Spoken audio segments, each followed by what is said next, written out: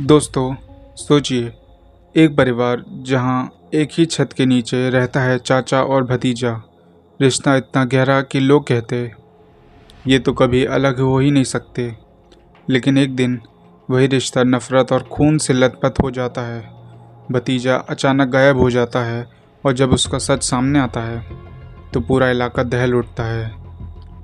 आखिर ऐसा क्या था जिसने एक चाचा को अपने ही भतीजे की जान लेने पर मजबूर कर दिया, और क्यों उस लाश को जलाने के लिए चुना गया एक ड्रम?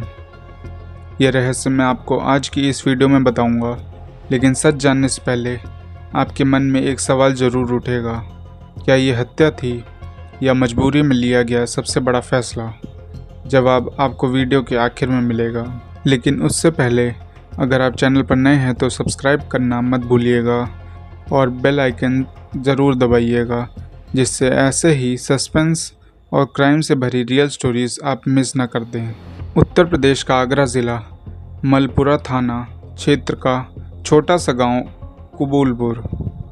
ऊपर से देखे तो ये गांव और यहाँ का परिवार बिल्कुल आम लगता था।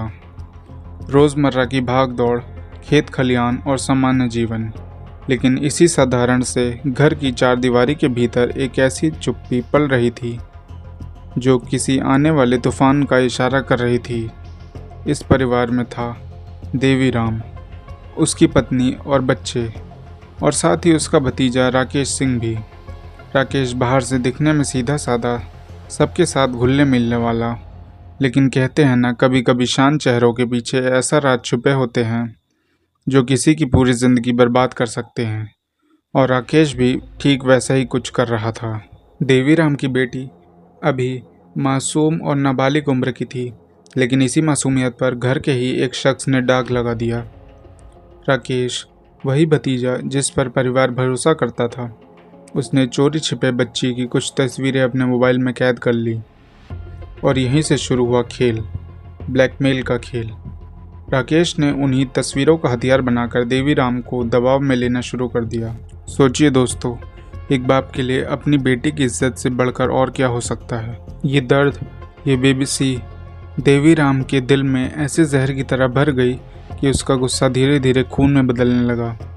अब उसके सीने में सिर्फ एक ही आग जल रही थी, बेटी की इज्जत की रक्षा और उस गुनहगार से बदला। आखिरकार एक दिन सब्र का बांध टूट ही गया। देवीराम के दिल में उमड़ता गुस्सा अब ज़्यादा देर तक कैद नहीं रह सका। उसने अपने साथी किशोर के साथ मिलकर एक ऐसा खौफनाक प्लान बनाया जिसने आने वाले दिनों में पूरे गांव को हिलाकर रख दिया। राकेश को बड़ी चालाकी से बहाने बनाकर बुलाया गया। पहले तो सब सामान्य लगा, लेकिन देखते ही देखते वहां का माहौल बदल गया। ज़बरदस्त झगड़ा शुरू हुआ, तेज़ आवाज़ें, चीखें और फिर वो मंजर जिसे कोई सोच भी नहीं सकता था। देवीराम और उसके साथी ने मिलकर राकेश को बेरहमी से हत्या कर दी। खून से सना ज़मीन और टूटती सांसों की आवाज़ उस खामोश रात में गूंज उठी। लेकिन ये कहानी यहीं ख़त्म नहीं हुई। देवीराम जानता था अगर लाश मिल गई तो उसका राज कुछ ही घंटों में खुल जाएगा, और इसीलिए उसने सबूत मिटाने के लिए उठाया अब तक का सबसे डरावना कदम।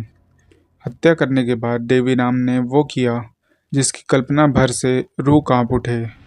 उसने एक बड़ा सा ड्रम उठाया, उसमें पेट्रोल डाला और फिर राकेश के शव को उसी में डालकर आग लगा दी।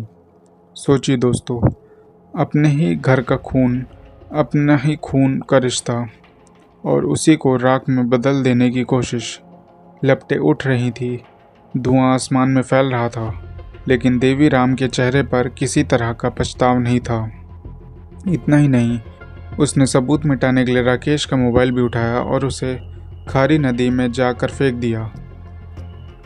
उसे यकीन था कि अब कभी भी कोई सच सामने नहीं आएगा। उसका राज राख और पानी में हमेशा के लिए दफन हो जाएगा। लेकिन कहते हैं ना दोस्तों, अपराध कितना भी चालाकी से क्यों ना किया जाए, सच की आवाज़ एक दिन ज़रूर गूंजती है। और वही होने वाला था देवीराम का राज, दुनिया के सामने आने वाला था। धीरे धीरे राकेश की गुमशुदगी ने गांव वालों के बीच चर्चा पकड़ ली। परिवार परेशान था और आखिरकार शिकायत पुलिस तक पहुंच गई। पुलिस ने जब जांच शुरू की तो हर सुराग घूमते फिरते एक ही जगह जाकर रुकने लगे। राकेश का अपना ही घर। शक की सुई सीधा देवीराम और उसके परिवार की तरफ घूम गई। सवाल पर सवाल, और आखिरकार जब पुलिस ने सख्ती दिखाई तो देवीराम का हौसला टूट गया। उसने कांपती आवाज़ में अपना जुर्म कबूल कर लिया। उसने बताया कि उसने अपनी नाबालिग बेटी की इज्जत बचाने के लिए यह खौफनाक कदम उठाया था। देवीराम गिरफ्तार हो गया, हथकड़ियों में बंधा झुका हुआ सिर, और गांव वालों की आंखों में आक्रोश और सदमा।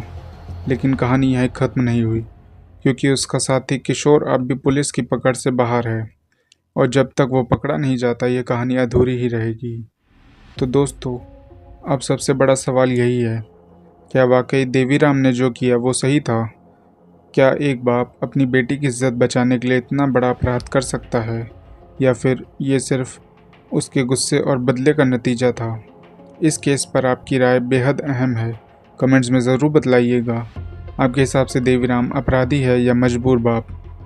अगर आपको ये कहानी दिल को छू गई हो तो वीडियो को लाइक कीजिए, दोस्तों के साथ शेयर करिए और चैनल को सब्सक्राइब करना मत भूलिएगा, क्योंकि अगली कहानी और भी ज़्यादा चौंकाने वाली होगी। एक ऐसी घटना जिसे सुनकर आपके रोंगटे खड़े हो जाएंगे। धन्यवाद।